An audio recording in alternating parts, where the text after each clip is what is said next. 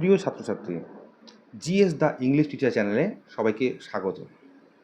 আজ আমরা আলোচনা করব ক্যারিবিয়ান সাহিত্যিক বিশিষ্ট কবি ডেভিড ডেভিডিনের অত্যন্ত গুরুত্বপূর্ণ একটি কবিতা কুলি সান নিয়ে। এই কবিতাটি ডেভিড ডেভিডিনের বিখ্যাত কাব্যগ্রন্থ কুলি ওডিসি এর অন্তর্গত। ডেভিড ডেভিডিন নিজে একজন গায়ানার ভারতীয় বংশোদ্ভূত লেখক ছিলেন, অর্থাৎ তার পূর্বপুরুষ ভারতীয় ছিল, কিন্তু পরবর্তীকালে তারা ইনডেঞ্চার সিস্টেমের মাধ্যমে ইনডেঞ্চার লেবারার হিসেবে তার পূর্বপুরুষেরা চুক্তিবদ্ধ শ্রমিক হিসাবে তারা গায়ানাতে কাজ করতে গেছিলেন সুগার কলোনিগুলোতে। এর একটা বিস্তারিত ইতিহাস আছে, অর্থাৎ সেটা সম্পর্কে আমরা একটু সংক্ষেপে যদি বলি, যখন দাস প্রথা অর্থাৎ স্লেভারি সিস্টেম যখন বন্ধ হয়ে গেল অফিসিয়ালি বিভিন্ন দেশে, তখন সেই স্লেভারি সিস্টেম আফ্রিকার যে সমস্ত ব্ল্যাক পিপুলরা তারা কিন্তু সেই সমস্ত লেবার হিসেবে কাজ করা বন্ধ করে দিল। সেই সময় সেই দাস প্রথার বন্ধ হয়ে যাওয়ার ফলে সবথেকে সমস্যায় পড়েছিল যারা, তারা হচ্ছে সেই চিনি শিল্পের সঙ্গে যুক্ত যে সমস্ত মালিকরা। তখন তারা করবেটা কি, শ্রমিক পাবে কোথায়? সেই সময় ভারতবর্ষ থেকে একটা বিপুল পরিমাণ মানুষকে মিথ্যে বুঝিয়ে মিথ্যা প্রতিশ্রুতি দিয়ে 5 বছরের জন্য মূলত চুক্তিবদ্ধভাবে তাদেরকে নিয়ে যাওয়া হয় সুগার কলোনিগুলোতে। এইরকমই গায়ানা ছিল একটি জায়গা, সেই সুগার কলোনি। সেই রকম একটি জায়গাতে ভারতীয় মানুষ, বহু মানুষ গেছিল, তাদের মধ্যে এই ডেভিড ডেভিডিনের পূর্বপুরুষেরাও ছিলেন। সেই ডেভিড ডেভিডিন অর্থাৎ তার সে কিন্তু একটা ভারতীয় রক্ত তার শরীরে বইছে। তার কবিতায় তাই ভারতীয় প্রবাসী জীবনের ইতিহাস, উপনিবেশবাদ, পরিচয় সংকট, সাংস্কৃতিক বিচ্ছিন্নতার বিষয়গুলো বারবার উঠে আসে।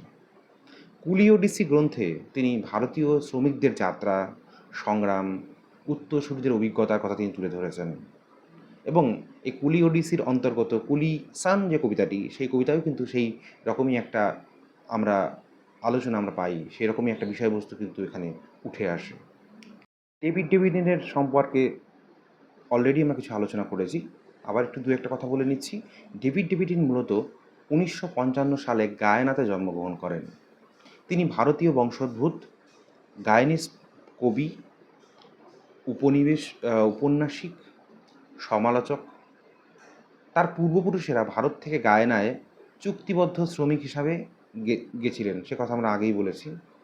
পরবর্তীকালে তিনি ইংল্যান্ডে উচ্চশিক্ষা লাভের জন্য যান এবং সেখানে সাহিত্যকর্মে প্রবাসী ভারতীয়দের অভিজ্ঞতা বিশেষভাবে স্থান পায় তার লেখার মধ্যে। এবারে আসি কবিতার প্রেক্ষাপট নিয়ে। কুলি সান কবিতাটি মূলত একটি চিঠির আকারে লেখা কবিতা, অর্থাৎ একজন মানুষ চিঠির মধ্যে তিনি কবিতাটি লিখছেন, একটা বর্ণনা করছেন। এই কবিতাটি একটা সাবটাইটেল আছে। সেই সাবটাইটেলটা কি?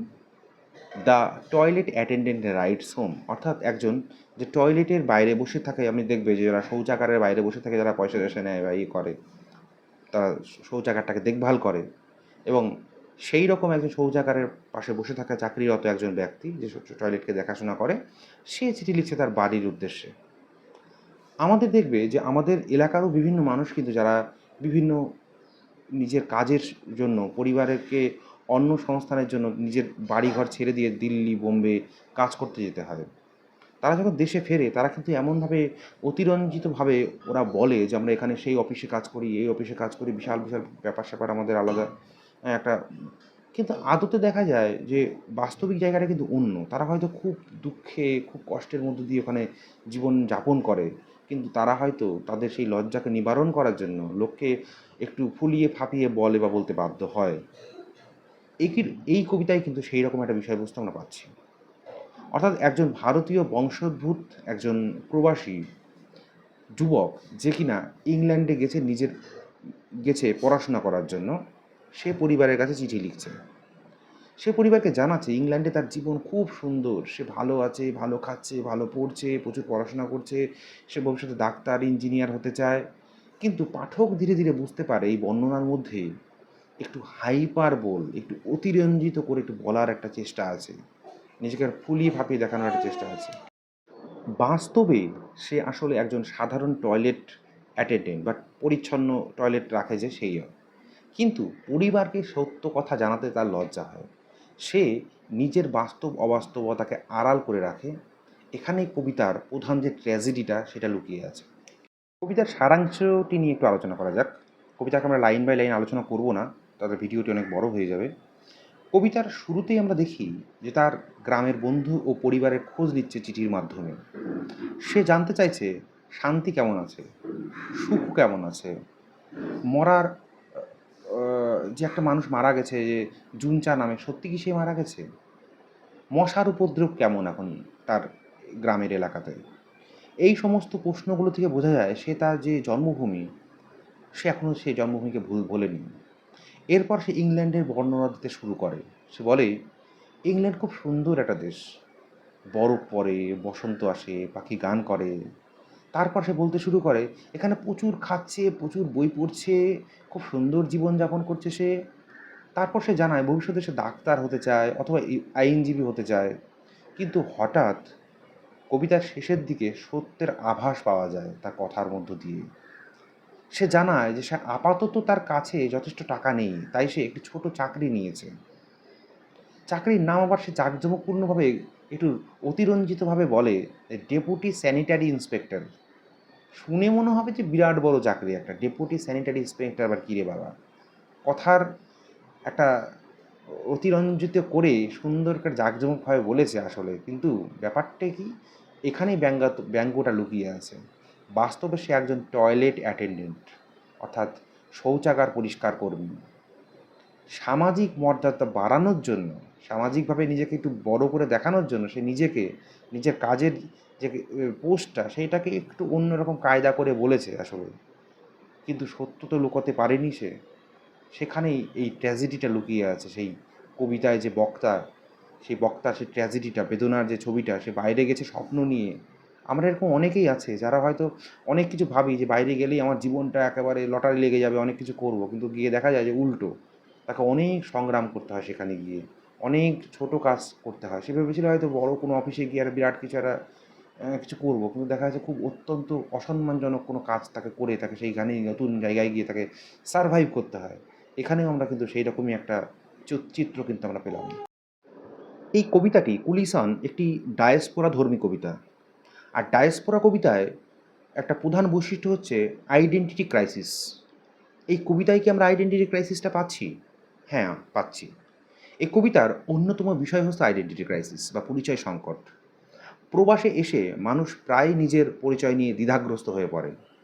একদিকে তার জন্মভূমির প্রতি স্মৃতি, সে জন্মভূমিকে ভুলতে পারে না, সে ভাবে যে আমি ওই দেশের মানুষ, ওই দেশের।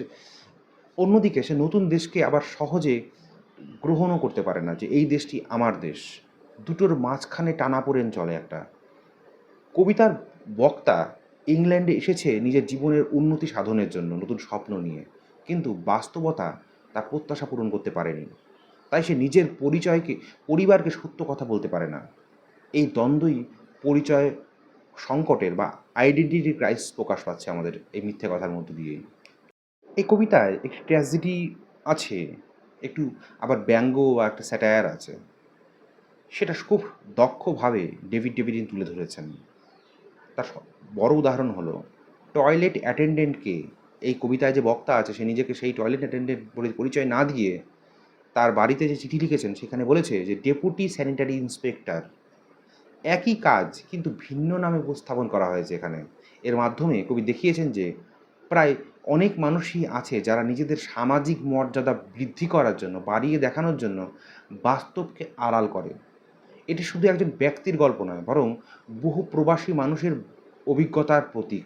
বহু প্রবাসী মানুষ যারা নিজের দেশকে ছেড়ে অন্য দেশে যায়, গিয়ে তারা বিদেশে থেকে গিয়ে যখন তারা দেশে ফেরে তখন তারা নিজেকে অনেক রং চড়িয়ে বাড়িয়ে বলে। এখানে ঠিক তাই। এটা অবশ্য তিনি সামনাসামনি এসে বলেননি কাউকে, চিঠির মাধ্যমে তিনি যেটা বলেছেন সেটা তিনি খুব অতিরঞ্জিতভাবে তিনি এখানে তুলে ধরেছেন।